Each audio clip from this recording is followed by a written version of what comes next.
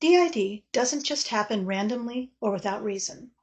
In fact, it takes fairly specific circumstances and traumas to develop DID. I want to focus on one circumstance that sets the stage for DID and for borderline personality disorder. It involves caretakers. First, let's talk about the importance of caretakers for infants, toddlers, and young children. From here on out, I'm just going to say babies, but no, that's what I'm referring to, all three.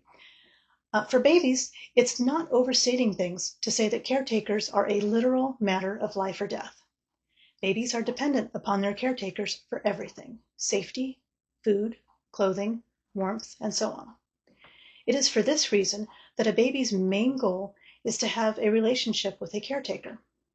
This relationship is the best guarantee a baby has that it will be taken care of. Relationship with a caretaker is a fundamental need for babies.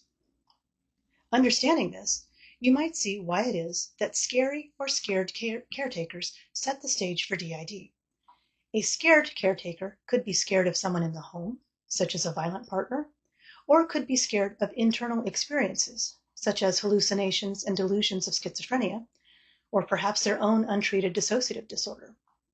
No matter the cause, a scared caretaker is going to be much more limited in their ability to care for and respond correctly to the needs of a baby.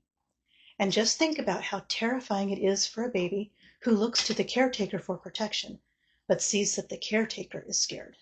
A scared caretaker is likely going to respond in erratic and unpredictable ways to the baby's needs.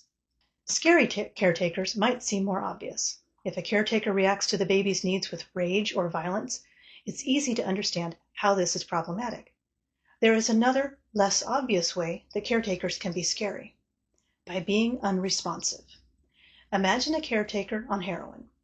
They are not going to be responding to a child's needs. A lack of any kind of response is incredibly distressing to babies because they are counting on this caretaker to respond to and care for them. When a caretaker does not do this, the baby is extremely vulnerable. But how exactly do these scared or scary caretaker responses set the baby up to develop DID? Remember that for babies, the relationship is a matter of life or death. Babies are wired to turn to their caretakers for protection from threats. But when the caretaker is scary or scared, the caretaker becomes the threat.